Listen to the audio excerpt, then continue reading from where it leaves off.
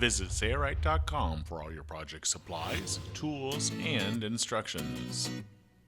In this tutorial video, we will show how a Sailrite sail kit is made for a sailboat.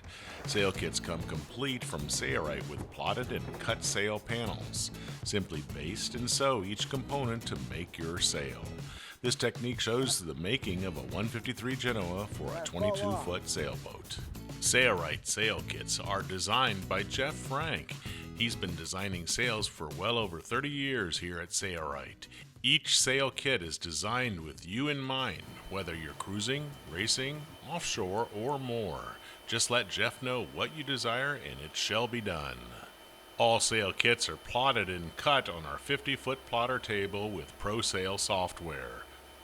The corner patches are cut and assembled, battens, reef points, draft stripes, and more are all marked for easy identification and placement. Our sail kit is plotted and cut. We're ready to start seaming it. Hi, I'm Eric Grant from Sailrite, and in this video we're going to show you how to build a 150, I think it's a 153 Genoa for a Lindenberg 22. Now my expertise is not sail making, it's mainly canvas work, but I'm going to show you how easy it is to make a sail kit from Sailrite. First thing we're going to do is we're going to use the diagram that comes from Sailrite showing the panel numbers. And this is the sail material that has been plotted out, so I'm going to find panels 1 and 2. In the roll, the head, tack, and Clew patches are already pre-cut. We're going to set these aside. Okay, you can't see it, but there's actually a label 1 here, and then our designer, Jeff Frank, has labeled the foot edge and a seam line here. So this is 1 and 2 is over here. If I come all the way to this end, this is the tack end, you can see that there is a line plotted on that. That's our seam line where we join the opposite panel to it, and there's basting tape included. So we're going to just put the basting tape right in the center and go all the way along this edge of panel number 1. Since I'm working on a small surface, as you can see, I'm using some weighted sandbags, and when I get to this point with the basting tape, all I do as I go down to here, move the sandbag down and continue to baste. And we're going to do the basting in the same way. So you can use a small table like this to build a fairly large sail.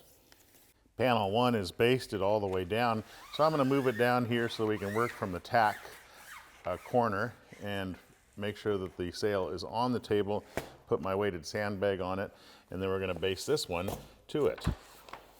I'm going to peel off the transfer paper, revealing that glue for the double-sided tape. This is a double-sided tape for Dacron. That's what this is. We'll peel off a couple feet of it, and then your only task is to put this on so that the edge is lined up with that plotted line, and you don't want to pull or stretch one panel more than the other. So this is as easy as it gets. And this kind of holds it together so that we can take it to the sewing machine and sew it.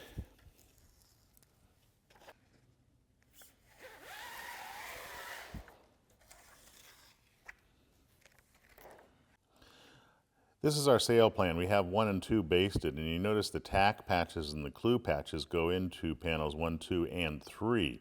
So what I'm going to do is I'm going to baste on panel number 3. Then we will probably sew these, and then we'll put on the corner patches before we sew on any other panels. That keeps the bulk down so that I can concentrate on these corner patches without all this excess fabric.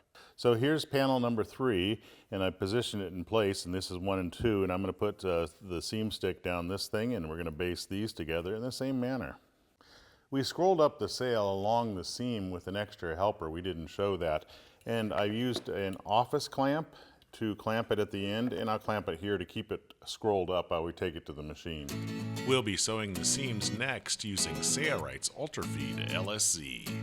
So you can see our setup. This is actually an ingenious way to set this up if you have a industrial tabletop or the collapsible table. Just use 2 folding tables. These are the lifetime tables that you can get at Costco or any store like that, and just set one at the front and one at the back.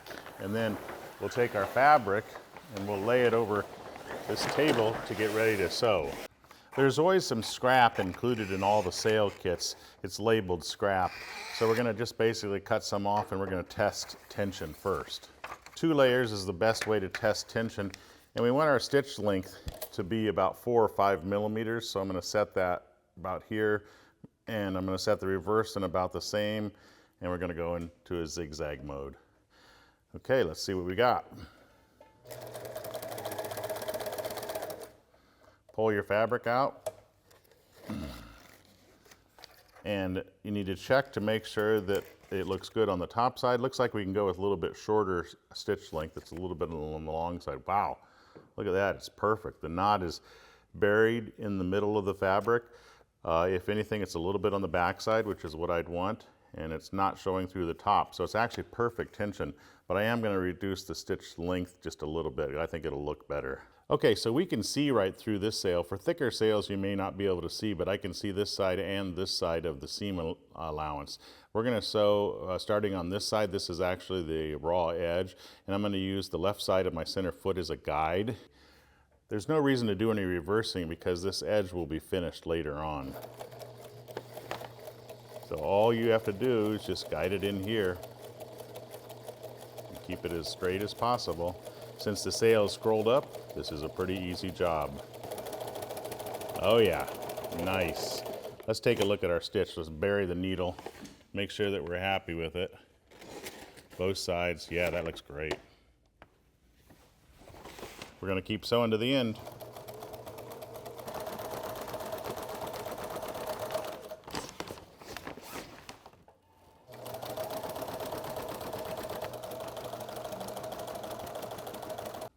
We have 1 row of stitches done. Now I'm going to put another row. Now I can see through the sailcloth, so I don't have to flip it over. If you can't see through your sailcloth, you might have to flip it over so you can be guided. But you could use your other stitches on the other side as a guide as well, so sometimes you don't have to do that. So, oops, I did a little bit of reversing because I'm used to it. You don't really need to. So we're just going to sew using the other side of the center foot as a guide and put a second row of stitches here. This sail's Clew patch has a ring with webbing. We're going to show you how to assemble it. The Clew patch is what we'll start with, and we'll just pull the staple that Jeff, the sail designer, put in. And then we're going to set the largest patch aside. Okay, so we're going to concentrate on this one. This has 4 smaller patches and 1 large patch. This is the orientation of the Clew on our diagram, like that. So we're going to orientate it in the same manner. We're going to put basting tape on all of these. So let's set this in the order. Basting tape will go, oh, this one we're not going to put any on. This one we're going to put it on here. So let's go ahead and do that now. So I'm going to put it on only the edges. So this edge, this edge, this edge, this edge, and this edge. Now you'll notice at the corners, you can break it if you want, but I just twist it around so that it goes around the corners. The basting tape doesn't have to be perfectly in position, but you could also come to a corner and use your finger and break it like that and start another strip, but I like to peel it all off at once, so that's why I typically don't do that, and I just round the corner like that.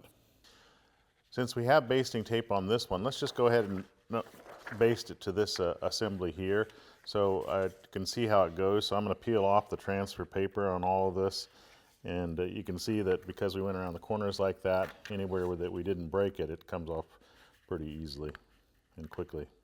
So this one goes on here like this, and then we're going to do the same thing to the other ones in the same manner, and then we'll show you what's next. Okay, they're all basted together except for the large one, and this is the orientation, and the large one will go on top like so.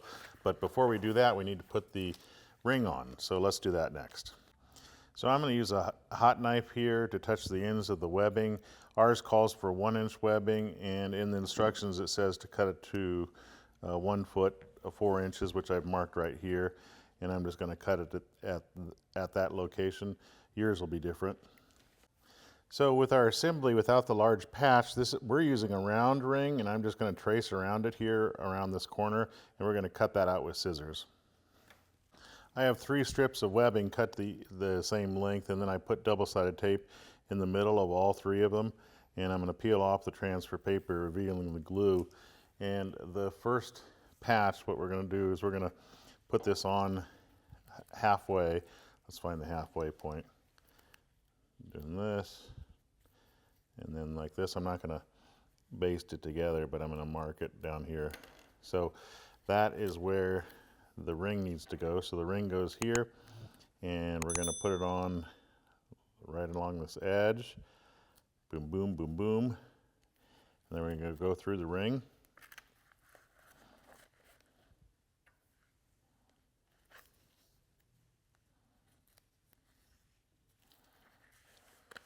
Then we're going to flip this, and we're actually going to come up the opposite leg.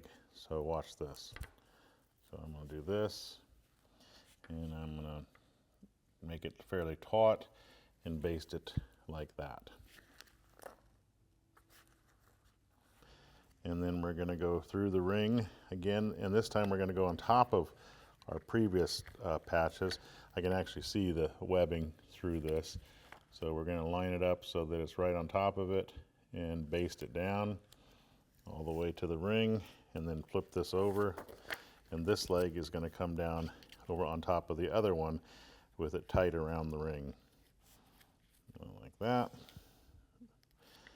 Make sure you're pulling fairly tight and baste it down like that. So now we have webbing on both sides like that.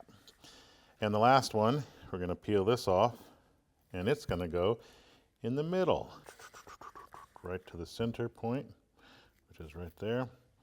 And then we're going to go straight up like that and baste it in the middle, flip it over, and baste it here, right on top of the other webbing.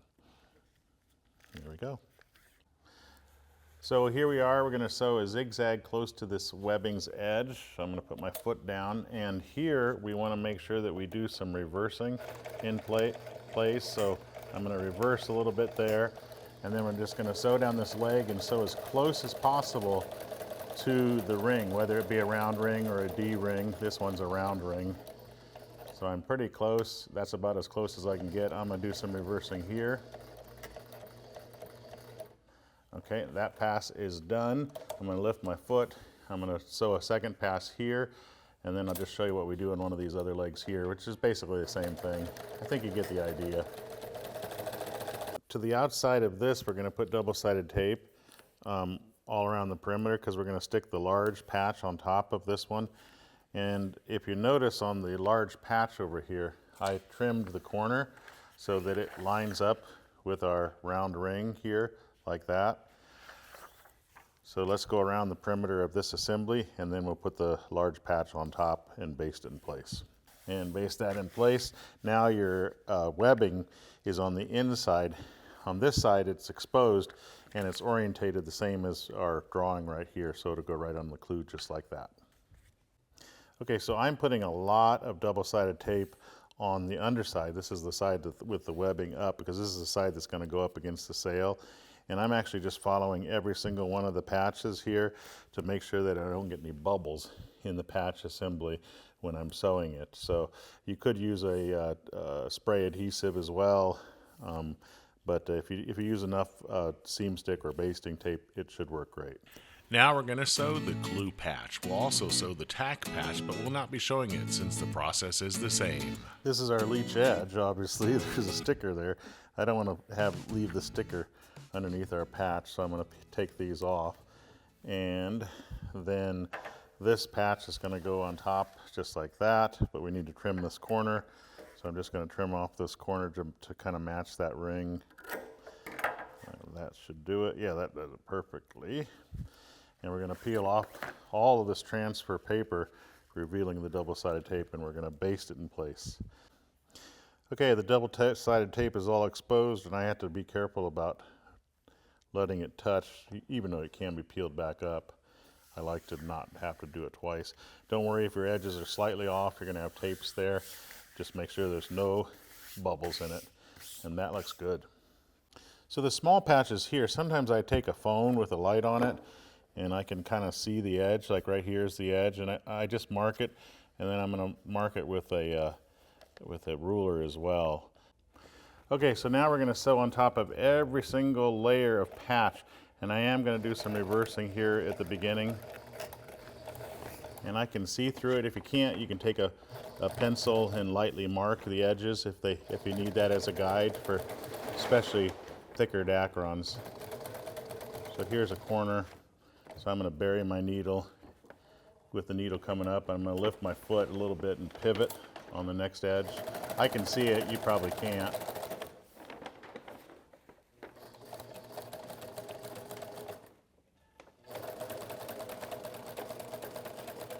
There's another corner. So I'm going to bury my needle coming up, pivot on the buried needle with my foot up. Sometimes you have to curl the material a little bit to get it to underneath the arm of the sewing machine. Lower the foot before you sew.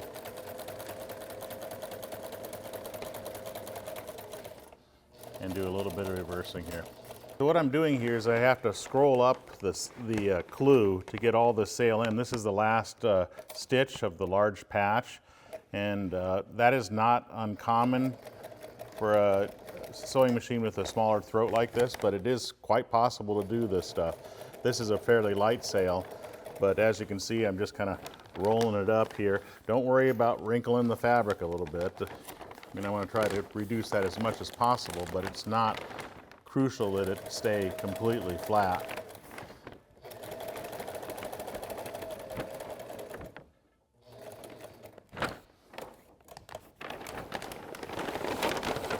Pivot it around so I can follow my next leg up.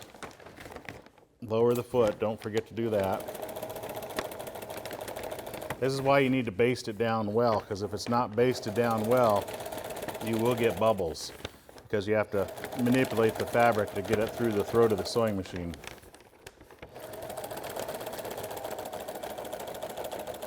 There's my next turn right here. Bury the needle, needle coming up, foot up, pivot on the buried needle, pull the fabric through a little bit. This is the biggest patch, so after you're done seeing this, you probably won't need to see any others because they're done in a similar manner. And then just sew. We did get a skip stitch here, and I believe there's another one someplace else that I saw, and that mainly because the presser foot went up on the heavy webbing, or the several layers of webbing there, and that doesn't bother me. It's not going to hurt the integrity of the sail at all. We will not be showing installing or assembling the tack patch. It's done in the same way we did here at the Clew, except for it doesn't include a ring, so it's easier. We'll be whipping the ring in place. This doesn't add strength, but keeps it from rolling around. I'm going to take an awl now, because I'm going to tighten up the ring with some pre-waxed twine, and I like to pre-punch holes. This will just make it easier for my sewing. So I'm just going right behind the ring, about a 1/4 inch or so around the ring. And then I'll show you what we do after we're done doing this. I've got my pre-waxed twine doubled up, and I have my sailmaker's palm, and I'm going to start on an end, and I'm going to push the needle through the hole that we made and come through the other side. Might have to put my hand down here, so sorry, it's going to block you for a minute, but it's pretty easy to do because we punched those holes. And then you could use needle nose pliers if you can't get it pulled through. I'm going to pull this through, leaving a tail of about that long, which is a couple inches. Then I'm going to come through the ring, and we're going to capture that tail with the next pass. But first, let's get it started here. So again, I put the needle kind of like this between my 2 fingers so I can push it through the hole, and then I push it right into that hole, right into the rubber cutting block, put my finger on the underside and push it through, pull it through.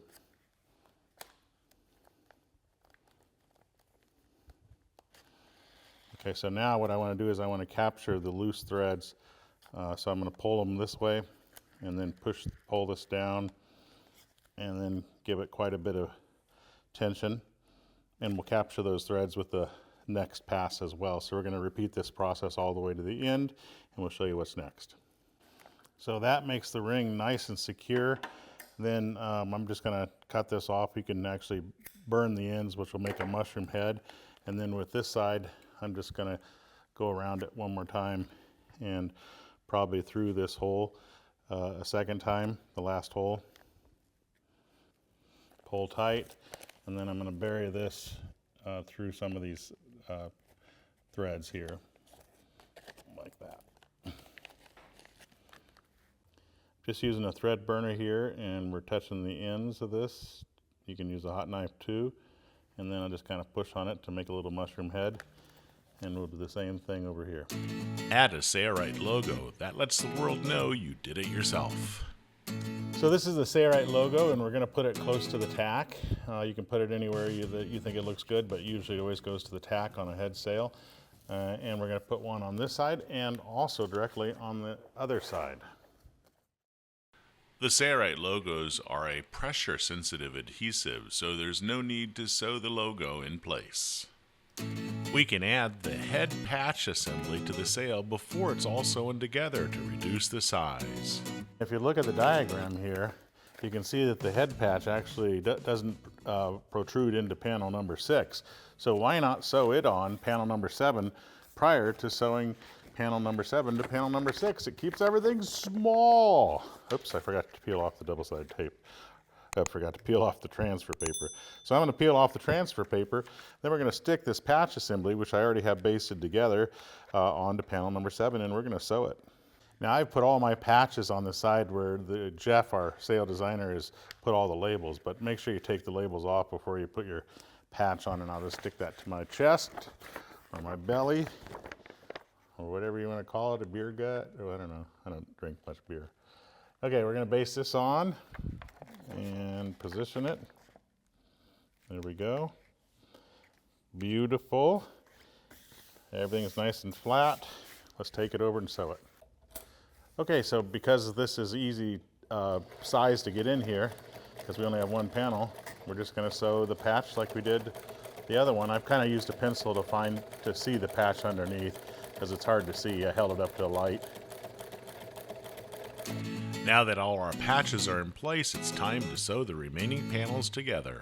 So now we're going to sew 7, which has the patch already sewn onto 6 by using the seam stick, basting it, and then sewing it. And then we'll probably sew 5 and 4 together. And then at that point, we're not going to show any of those because that's done exactly like we did below. When we sew them all together, we're going to show that because it's going to be hard to get it in the sewing machine, but we're going to show you some tricks on how to do that. So we have this part all sewn together, and we have this part all sewn together, and it's sort of scrolled up in a way. This is the part I'm probably going to put through the throat of the sewing machine because it's obviously scrolled easier.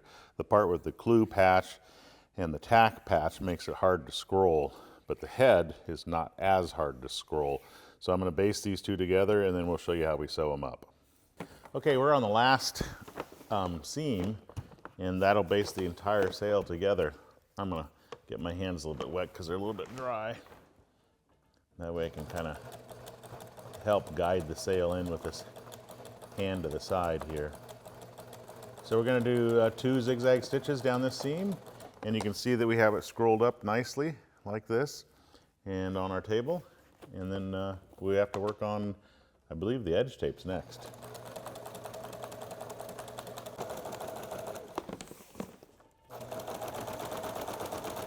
To finish the foot edge of this sail, we'll be sewing on a Adhering tape. That's next. This is a pre-folded Adhering tape, and we're going to install it on the foot edge first. We're going to put seam stick basting tape on both edges. It doesn't really matter where, so we'll run it down this entire edge here. We're only going to peel off the transfer paper on one side, and then what we're going to do, I haven't only peeled it off a portion of the way. I'm going to go past this corner a little bit, trying to keep my hands out of the way, is we're going to put the sail all the way into the fold and baste this in place.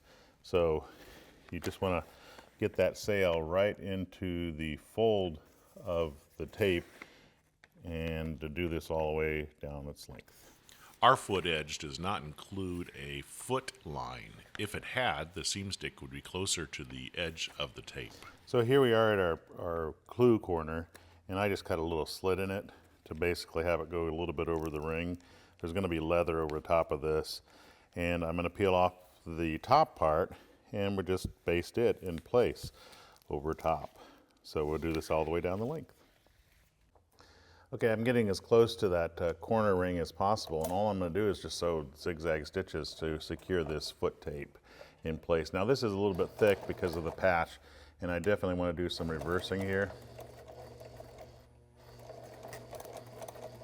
That should do it.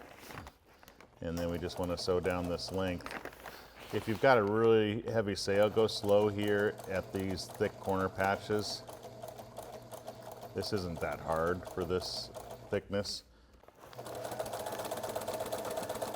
Our foot edge did not include a foot line. If it did, you'll want to follow the same procedure in this chapter, where we install the Leech tape and a line inside. This is the pre-folded tape for the Leech, and there's going to be a Leech line, so you need to make sure that you put the basting tape on very close to this edge here, and we'll also put it over here close to this edge as well. Otherwise, the tape may get in the way of the Leech line.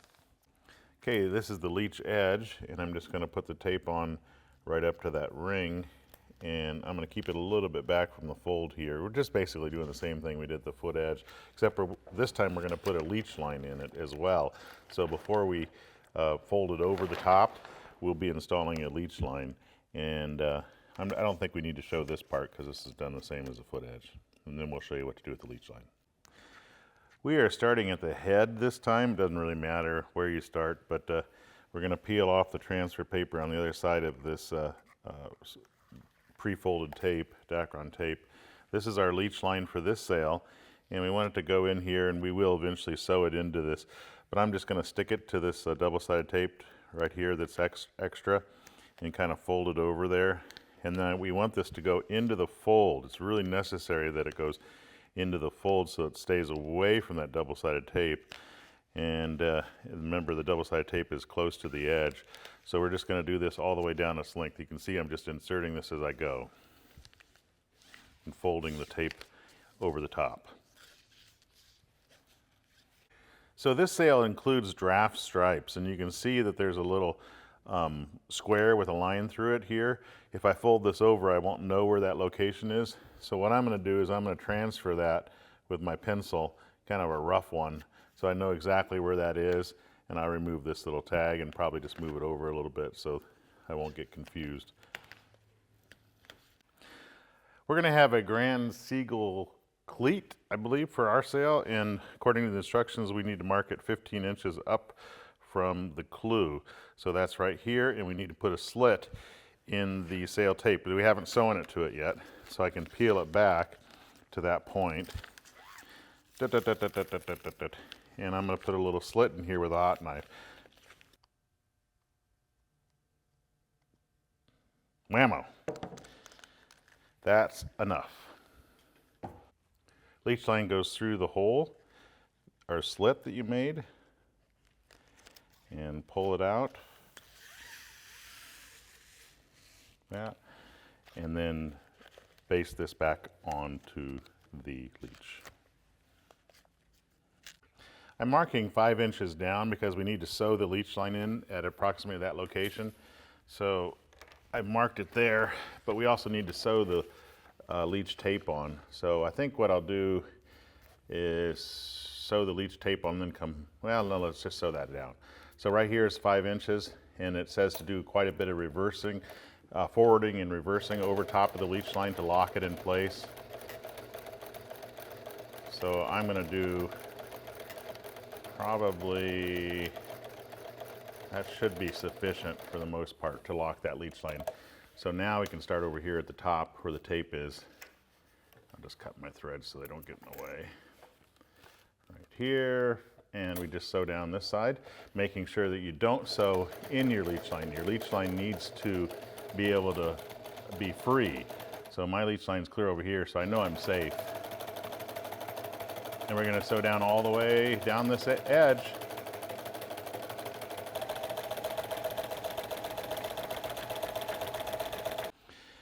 This is our cleat for our sail. Just put the line in it through like that. So what I usually do is I put a screwdriver in it. That way I can more easily kind of pry it open a little bit. I'm going to start it down here where the rope is not existent or present, or there. Push it onto here and then pull the rope slightly and then move it over top of our slit to protect the slit. The slit should be right about in here, and it should be up against the edge of the sail. Since we have to sew this by hand for this cleat, I'm going to use my awl again and pre-punch holes through here. Pull it through, leave a little bit of a tail. I'll just pull it or push, come back through this one, and I'm going to just go back and forth a little bit. So once I'm done, I'm going to just take my needle and go underneath some of these, and then I'll probably just use a heat knife and just mushroom the end of the wax twine on both sides. Up next, we'll be installing a luff rope. First a luff tape, then insert the rope. This is our pre-folded luff tape, and I put double-sided tape on both ends very close to the edge because we're going to have a bolt rope run through this. And I'm going to install it obviously on one side just like we did with the other tapes, and then we're going to put our line through it. This line doesn't come in the kit, but it's a chaser line. The reason we don't insert the bolt rope in the tape is because sometimes the bolt rope can deform the tape a little bit. So as I'm basting this luff tape down, I'm going to insert that line in the crevice and make sure that you leave some hanging out so that you can pull the bolt rope through. So we're just going to put that in there and use the basting tape and fold it over this luff edge as we go. And then we're going to take it to the machine and we're going to sew a zigzag right here, kind of like what we did with the Leech and the foot. We spliced this 3-strand rope as the instructions called for, but there is a good video that's not done by Sailrite that shows you how to do splicing like this. We'll put a link in the description below. We basically ran it through 3 times, and then after we were done creating this, we pushed our thimble into place, and it's fairly tight. It doesn't matter if it's a little bit loose because we can whip it there. So we're going to take our hot knife and we are going to cut the strands and melt the ends. I'll show you how we're going to melt these so that they don't come through, just like that. So that's not going to come through at all. I'm going to do that to all the other 2. So the eye is done on one end.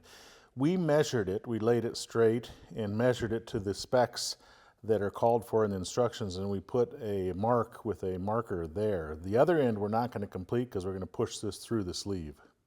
So I have my chaser line in here and I tied a knot around it and then I wrapped it with some tape. We're ready to insert it in the sleeve, and now we do need 2 people to pull this through. So I'm going to just start it in here, and you need to hold the luff as tightly as possible. It can go on either side, this side or that side. I'm just going to have it go on this top side where the line is inserted. So this is the foot. We have the eye in here. We need to make a slit in this later on, but right now we need, before we do anything, even sewing it, we need to create an eye at the head, and this is the head. So I'm going to let this drop, and our line is still within the sleeve. So sometimes what you have to do is you have to actually pull or wrinkle up the sail just to get to the point where you're supposed to put the eye in, where we measured previously. So I'm going to crinkle it up. There's our line, or our mark, I'm sorry. So do this, and then we're going to splice an eye at that mark location, and then we'll show you what's next. Okay, this side is done. You can follow that link in the description below. We're going to take off our tape here, and then we're going to insert the thimble. You can see our black mark is almost at the top, which is definitely close enough. This goes on, and it should be a tight fit, but you should be able to get it on. There we go. And the whipping will basically lock that in place. We're going to cut these ends with a hot knife just like we did before. I'm just cutting away some of this Adhering at the end that we should have probably cut off earlier before we put the rope in, but you can still do it. Okay, so this thimble has to go in, and you're going to need to cut away some of this Adhering sleeve to allow it to go into that corner, and then we're going to pull it through so that this is sunk into this. The thimble is sunk in where we want it. We're going to cut away some of this to reveal the eye. We'll do this on both sides. It's thick because I got all that corner patch material, and we'll do that on the other side as well. We'll be using wax twine and whip the thimbles to the sail. We're going to whip around very close to this rope. We're going to try to keep it into the fold as much as possible. So I tried to work it over there. And I like to pre-punch holes so I can see the rope there. I'm going to stay up here at the neck of the thimble, and it should be right about there. Let's see if it is. Yeah, right here. And I'm going to punch a hole, making sure I go through all this thickness on the bottom, which will be harder because there's all that patch assemblies. And then I'm going to move up about 1/8 inch. So we did 5 of those here, and now what I'm going to do is I can either whip it or I can put the other ones in. I'm going to cut away some of this to reveal the eye a little bit more, and then I'm going to put some here, working all the way down to here and going all the way up to this point here, about 1/8 inch apart. So I'm going to start at the neck here, and I'm just going to insert my needle with my sailmaker's palm, trying to go through that hole.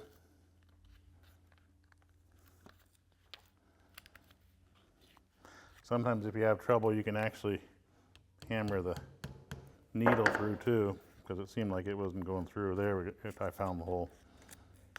Leave a little tail of about 1 inch, like that, and then we're going to go around the luff, around like this, and this is going to be tucked back. I'm going to leave a little bit more than that. So we're going to penetrate here, go through, and we're just going to keep going around the luff, tucking that tail. I need to pull it through so I can tuck it finally. There we go. Pull it tight, like that, good and tight, and then continue up the luff following the same procedure. Now for bigger sails, I'd probably do more than just this, but this is a fairly small sail. I'm going to tuck this in here just to keep that from coming through. And we're going to use a hot knife to melt the end of it. Now we're starting at the neck again, and I'm going to leave that same tail. You can use a needle nose if you can't pull it through, of about 1 inch or so, like that. And this time I'm going to go through the thimble, okay? And we're going to make it tight, and we're going to push this over so we can basically lock it in place, and then we're going to go through the next hole, and we'll show you what it looks like when we're done. To secure the thimbles in place, we're going to install a sewn-in ring and then whip the thimbles to the ring. So here's what it looks like when we're done, and I've already taken a pencil. I want to leave a little room for this sewn-in ring here so I can get around this and sew the ring in, and then we'll whip it to the rope and also to the thimble. So I've already marked it with a pencil. And if you don't have a hole cutter like this, you can use a razor blade. This one's almost the perfect size. So I'll just position it there and I'll give it a few blows.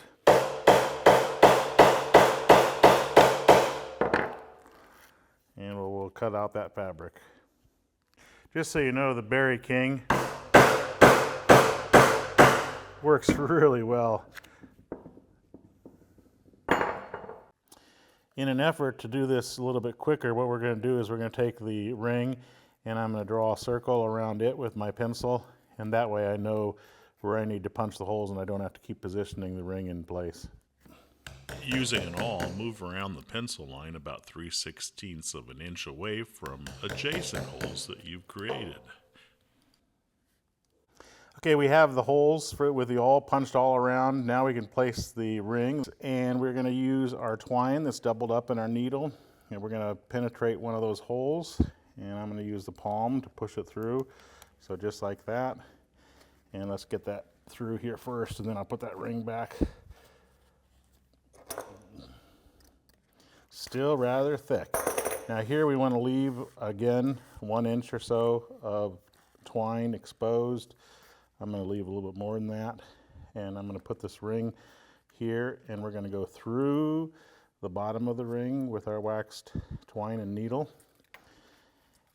Okay, so just like that. And then we want to do the closest hole, either going to the left or the right. Once we go one direction, we go that direction all the way around. My twine is long. And we want to tuck this tail in as we do it, so I'm going to tuck the tail underneath. Sorry if my hands are getting in the way. And we want to pull this taut. Now we won't be able to pull super taut until we get more through here, because we don't want to pull our tail through. But there, I'm able to pull pretty tight already. And Now that we've got that done, we're going to go through the middle again, and we're going to try to keep this as neat as possible. So I'm working counterclockwise in this situation, though it doesn't matter. We're going to go through the next hole. So we're going to do this over and over and over again, and then at the end, we're going to tuck our twine and finish it off. So next hole. I am on the last penetration.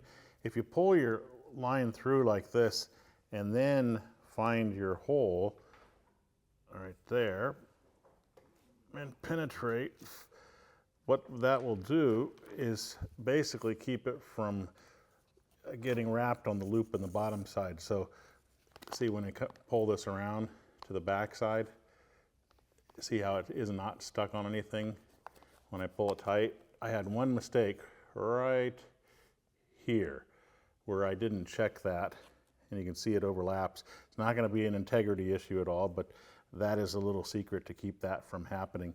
So this basically, these little holes with this wax twine create what a normal Ruckinson ring would do with all the sharp points. It bites into the bulk of the sail and makes this super, super strong. So now I've got my last bit of thread that I'm just going to pass through some of the excess threads, maybe one or two, probably two, like that, and push it through. And then I'm going to take my hot knife and I'm going to melt the end to keep it from coming undone. I'm just going to use this to pull it through the rest of the way. Like that. Okay, nice and tight. We're going to melt that and put a mushroom head, and this ring is installed. We still need to whip it to the thimble, but we'll show that at the tack corner.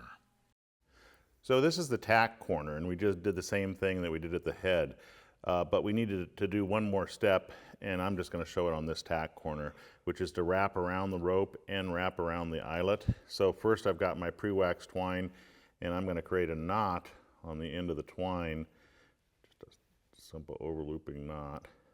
Boom, like that. And I'm going to insert my needle in the middle between the ring and the rope on the luff. I already pre-punched a hole with the awl. Pull the needle through and then have the knot sit on top of the fabric, leave my tails like that. I'll just push them over to the side. Now what the goal is to wrap around the luff going through the ring over and over and over again, being sure you pull tight as you go. You're not penetrating the sail until the end. So we're going to wrap around here, depending on the size of the sail, sometimes up to 30 times. So we'll show you what it's like after we get a sufficient wrap, and make sure that you pull taut like that so that everything is nice and tight as you wrap. Okay, so at the end I'll show you how we finish it off. Okay, so I wrapped it up sufficiently. I'm going to take an awl and just go through again and punch a hole. And then I'm going to take my needle and I'm going to go through the middle. I'm going to have my palm to push this through. Sorry, my hands are in the way. And then I'm going to have my needle nose, because that's a lot of bulk.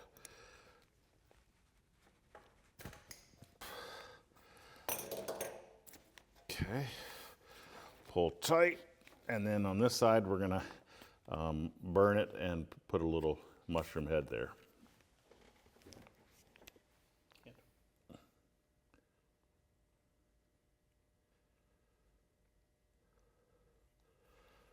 There we go. Now, we're going to do that same procedure from here to here. So basically to the eyelet to the ring. We're not going to show that. We'll show what it looks like at the end. Here's what it looks like at the end. We whipped it through the thimble and also around the luff. We need to do that at the head as well, which we will not show. It's the same process. To keep the luff rope up against the folded edge of the luff tape, we're going to sew along it. Okay, so the cameraman is going to go to the head of the sail. I'm at the tack. We've taken 2 screwdrivers and we're going to put them in the thimbles, and we're just going to pull on the luff to straighten out the luff. So he's pulling over there, I'm pulling over here. That looks good. It's fairly straight. So now we can sew our straight stitch down the Luff rope. I have the roping zipper foot left on, I have my needle to the right, and I'm doing a 6mm straight stitch. I've tried to push the rope well into the fold as far as I can just by running my hand across it. And we're going to start sewing a straight stitch as close to this ring as possible. It doesn't have to be right on top of it.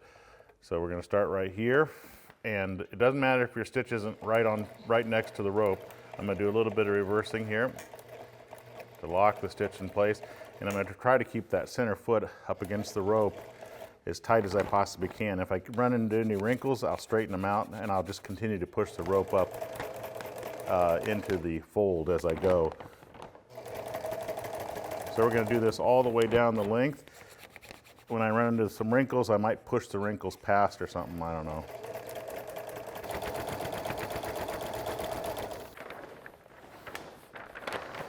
Okay, when we get to the final part of the sewing at the head, that's where our final part, there were a lot of wrinkles up here. So what I did is I stopped sewing probably 4 foot from the head, and I pushed the sail down so the wrinkles were in the part that I sewed next to my bolt rope. And then I continued to sew to the head, and then I was wrinkle free. We didn't show it because our video camera pooped on us while we were filming it, and I lost that footage. So take my word on it. To dress up all the corners, we're going to install leather with wax twine and a hand needle. That's next. This is the head, and I put my leather underneath it, and I want this edge to be folded naturally. This edge we're going to stitch shut, the Luff edge. So I'm going to fold this over this edge, and I'm going to mark it right along the Luff with a pencil, and we will cut this away here. It'll be oversized. We have to trim it down like that. So that's how she's going to close on top of itself here. We need to make sure that we cover this as well, so I'm going to position it in a way that it'll look pleasing, like that. If this edge is slightly off, I'll trim it in a minute. Okay, so now let's cut a spot for our thimble.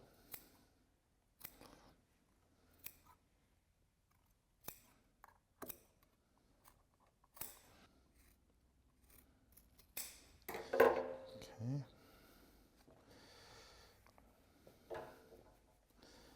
Now I'm going to cut out the other side, and we're just going to trim this up until we get a good, nice looking fit. So here's the shape that we cut, and if you position this almost up against this edge, it folds over pretty nicely. We definitely want to come up a little bit more because we need a little bit more so that we can close up this opening in the thimble here. But that should work fairly well, and to get us what we need, I'm going to put seam stick double-sided tape across this bottom edge so I can stick it in place. Okay, so we have it basted along that bottom edge. That's what it looks like on the bottom side. We're going to go ahead and start sewing right here and sew along here. So I'm going to get my rubber pad. So I'm going to use my awl and my hammer, and we can trim off this edge to make it really nice in the end. I'm going to start right here. I want to look at the bottom side to make sure I went through my leather, and I did, which is good. And I'm going to put stitches about every 1/4 inch apart. So look at the bottom side and make sure you're in that. Again, you can trim away the excess if you're getting away from the one side, if one side's smaller than the other. So we're going to do this all along this edge, and I'll show you what's next. I've tied a knot in the end of my wax twine here, and I'm going to take my needle and I'm going to penetrate it through this hole we made and pull it through. We're going to go one direction, then we're going to go back the other direction. I got to get this hammer out of the way, or mallet I should say. So the knot's on top right now, and now from the bottom side I'm going to go through the next adjacent hole that I punched using my palm. And this obviously just creates one stitch every other hole, and then we have to come around the other way. In other words, when we get to here, we have to go back the other way to fill the gap between each hole. So let me go through this, and we'll go all the way to the end. I'll show you what we do when we reach the end. As you can see, we have 1, 2, 3, 4 stitches. Now we reach the end and we go back the other way. So I'm on the bottom side. So I'm going to go through the same hole. And if I punch it through and it doesn't come through the same hole, then what I'll do is I'll reposition it. Yeah, see how it's off from that hole? So I'm gonna pull this out, make sure that I go through those holes because it just looks better if you go through the same hole. There we go, see, we're right through that same hole. And we punch it through and we start creating stitches in the opposite direction, and that fills all these voids. So we're gonna go all the way to here, and then we'll show you what's next. All right, we've filled all the holes, all the stitches I should say, on both sides. We're back to the beginning again. And all I'm gonna do is I'm gonna take this and I'm gonna tuck it under some previous stitches here. Maybe through this one and then through the next one, just to make sure that it stays. And then we're gonna cut it and we're gonna burn the end of the wax twine here. And we'll start with the next process. Now the first stitch is going to be right over here on this side. We're going to draw this closed, and we want to be fairly close to the edge, but not so close that it pulls through. The first stitch is going to, or the first penetration is going to be hard because nothing's basically secured. I have a knot on the end of the twine, so that knot's going to be on the inside. As you can see here, we're going to go. This is the top side, so I'm going to go through the ring.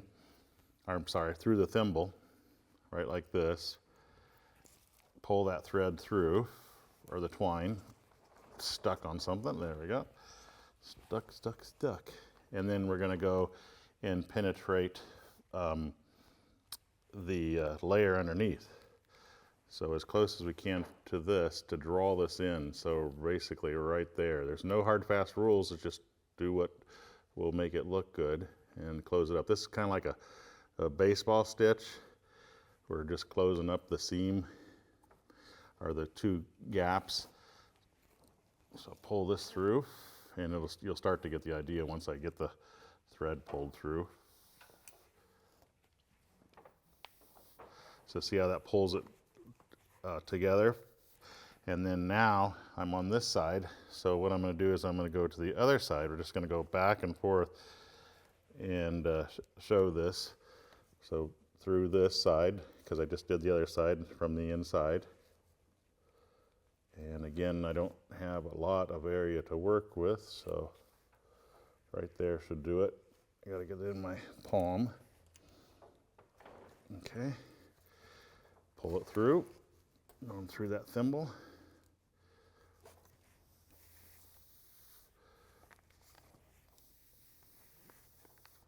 Pull it taut, and now we're going to repeat the process on the other side, going through the thimble, catching the bottom lip, hope you can see that, and right like that.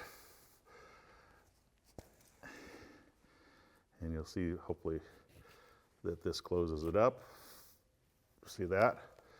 And we want to keep doing this all along the edge. Now if we have too much fabric, which we probably won't, we could trim this away, but I don't think we're going to. So I'm going to keep doing this for a while, and we will show you what's next after this.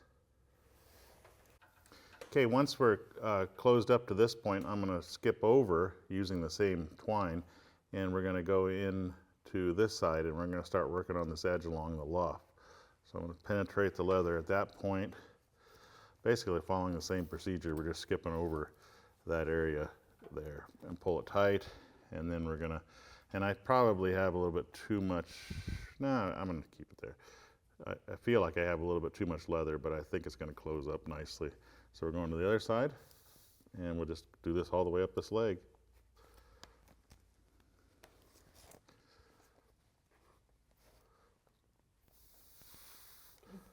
Yep. So here's what that looks like. It really does look good. We're almost coming up to the spot where we need to stop. So I'm going to penetrate this. Again, the ends, the edges are the harder spots because they're not really secured down well, so it's hard to penetrate the leather. at the corners, but as you can see, I can do it. So basically, one more, maybe we'll do it. We'll go through this back side.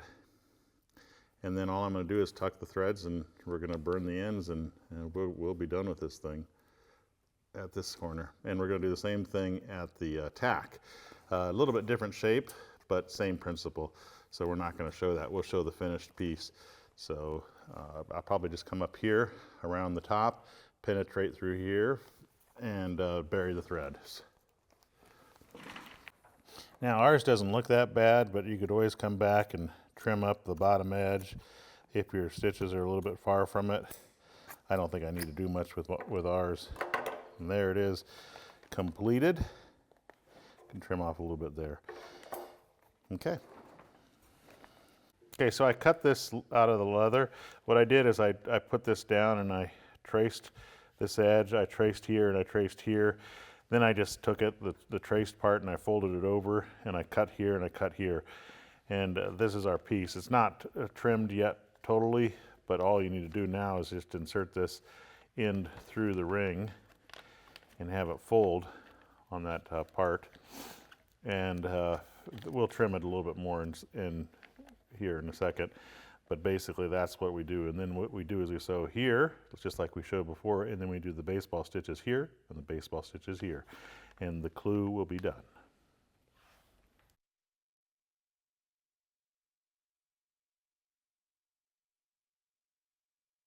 Adding draft stripes is an optional step. We're going to show you how to do it if you've ordered them. Okay, we are using some straight edges, and the draft stripes, one of the easiest ways to do draft stripes is to take a number 2 pencil and just lightly mark from mark to mark. They're plotted on the sail, so I'm able to see them. I should have put the draft stripes on before I sewed on the tapes. That way it would sew the end of the draft stripe in place. I didn't do that, so what I'm going to do is I'm going to actually just sew the ends of the draft stripe because it is an adhesive material. We have 2 of them on the sail. I'm going to take off the sticker that was put on by the sail designer. So I peeled off the backing, and I'm just going to put it right on up to this Leech edge, right at the following my line. And I want to peel off a little bit at a time and make sure it goes down nice and flat. So we're going to do this all the way to the luff, and then we're going to sew it with some zigzag stitches just here to secure it well. We're not going to sew it across here. We're not going to show that because that's pretty self-explanatory. We're going to do that at the Leech and the luff. And then we're going to flip this around, and we're going to put it on the back side. You'll be able to see through it, so you can put this stripe on the back side. Adding telltales is also optional. We're going to show you how to do it next.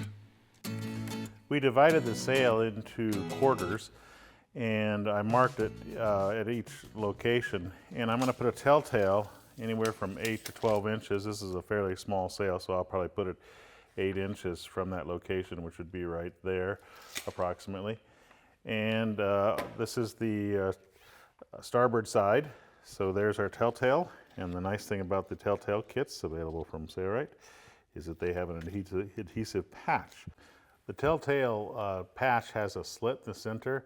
So as you can see, we ran it through the slit. And then this is the location we're putting it on. We're putting it on horizontal with the draft stripes or parallel to the foot. And we'll put a red one on the other side, which is the port side.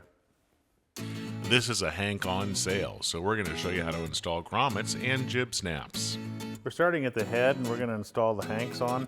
The instructions say to put our first one on at 6 inches, then every other one on at 24 inches, not getting too close to the tack. So 24 inches is here. We're just going to mark along the luff.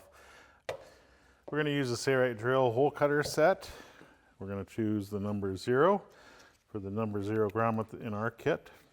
It has multiple sizes. Put it in a drill. We're going to take our first grommet just to make sure that we get it in the right spot. We're going to get it as close to that luff edge as possible, even if it goes over our threads, so don't really care.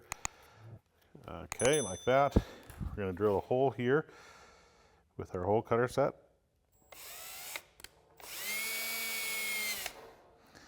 All right, and then we're going to take our male portion of the grommet and push it through. It'll be a tight fit. That is normal. You could use a number 1 if you don't want it to be so tight, which I'm going to do. Okay, so I'm going to make a bigger hole with the number 1 hole cutter, especially at the head. It may not be necessary where there's not a lot of patch material, but hey, good thing I had that option. Put the male through, put the female with the teeth on top, and then we're going to use the grommet die set for spur grommets. These are spur grommets, not washer grommets or plain washer grommets. Give it a few blows. And our grommet is installed beautifully. Okay, we're going to do that at all those locations, but for the Swedish snap, I usually put the puller on the starboard side so that you can pull it with the right hand. It just goes over the luff rope as you see here. Okay, we got it in over the top, but I need to roll it around, and I put it on the edge of the table and I found that it was possible to do that. So there we go. That's exactly how they should be done. And then I'm going to turn the sail over, because this is what you want to do for each one of them. Then use some sort of mallet, and you basically do that until it's clamped over it, and that will not come out.